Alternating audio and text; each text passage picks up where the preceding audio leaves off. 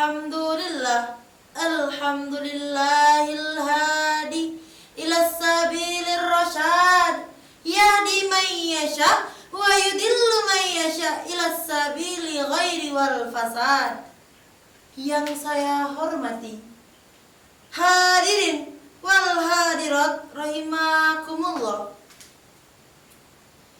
Pertama-tama dan yang paling utama, marilah kita panjatkan rasa puja dan puji syukur kita atas kehadirat Allah Subhanahu wa Ta'ala, yang mana yang telah memberikan kita nikmat, beribu-ribu nikmat, bahkan berjuta-juta nikmat.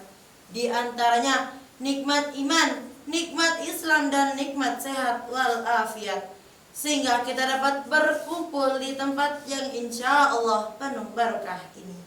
Amin amin Allahumma amin. Dan yang kedua kalinya, salawat berangkaikan salam tak lupa kita haturkan, kita curahkan, dan kita sampaikan kepada siapakah beliau?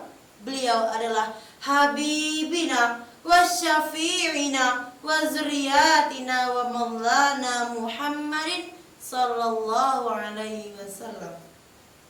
Dan yang ketiga kalinya, tidak lupa saya berterima kasih kepada saudara moderator, dan tidak lupa saya berterima kasih kepada Umi Hajah Cakria SAG selaku pimpinan Pondok Pesantren An-Najah Sengeti, yang mana yang telah membimbing saya untuk dapat bisa bertausiah di hadapan hadirin wal hadirat rahimakumullah.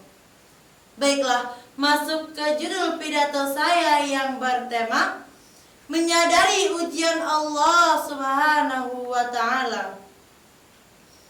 Hadirin wal hadirat rahimakumullah.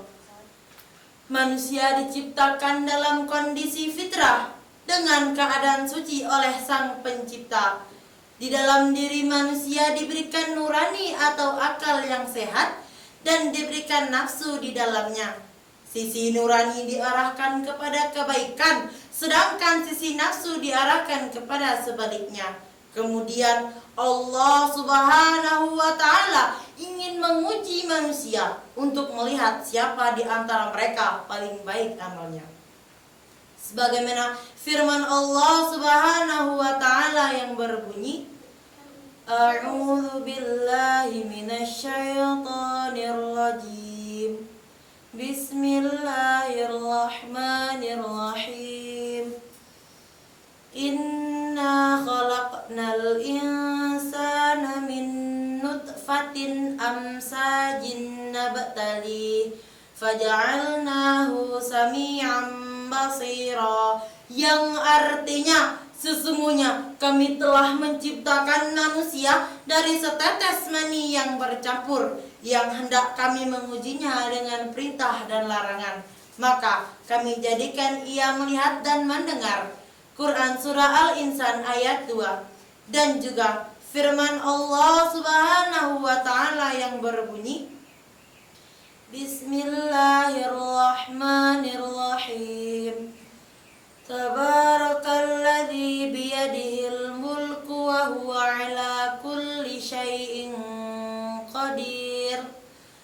Alladzi khalaqal mauta wal hayata liyabluwakum ayyukum ahsanu amala, yang artinya Maha suci Allah yang di tangannya lah segala kerajaan. Dia yang maha kuasa atas segala sesuatu, yang menjadikan mati dan hidup supaya dia menguji kamu siapa di antara kamu lebih baik amalnya. Quran Surah Al-Mulk ayat 1-2.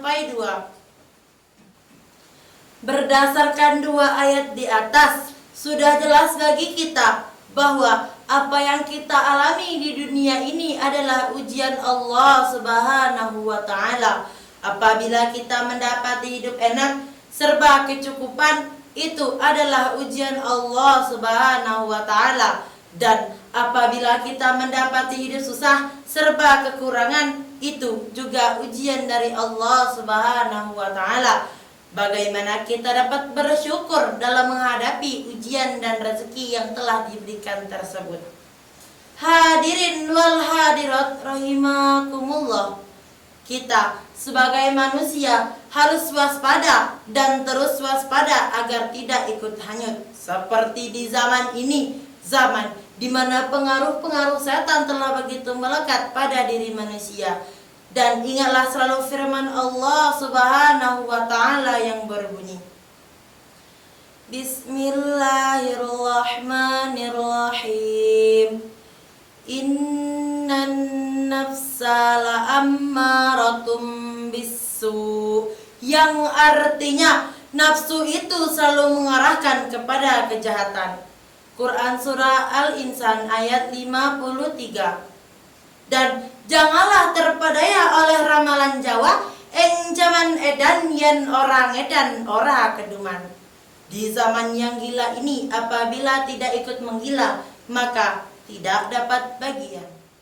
Hadirin wal hadirat rahimakumullah. Mungkin ada beberapa hal yang bisa dijadikan sebagai pedoman hidup, di antara lain, yang pertama, menyadari semua yang ada di bumi ini pasti sirna atau musnah. Dalam kata lain, tidak ada yang langgeng.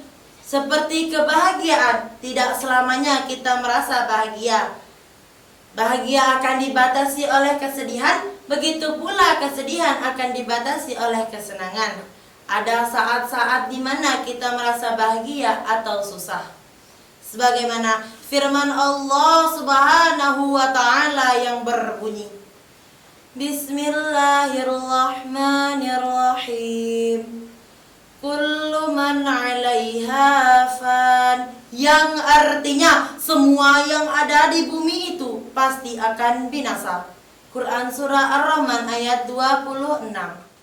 Yang kedua, menanamkan keyakinan pada diri sendiri akan adanya nilai positif.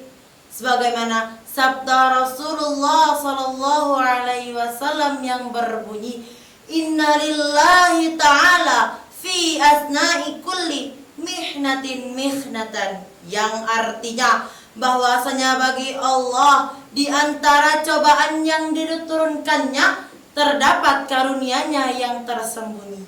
Dan adapun yang ketiga, tidak memandang kepada orang yang memiliki sikap kecemburuan, tetapi kepada orang yang selalu mengambil pembelajaran.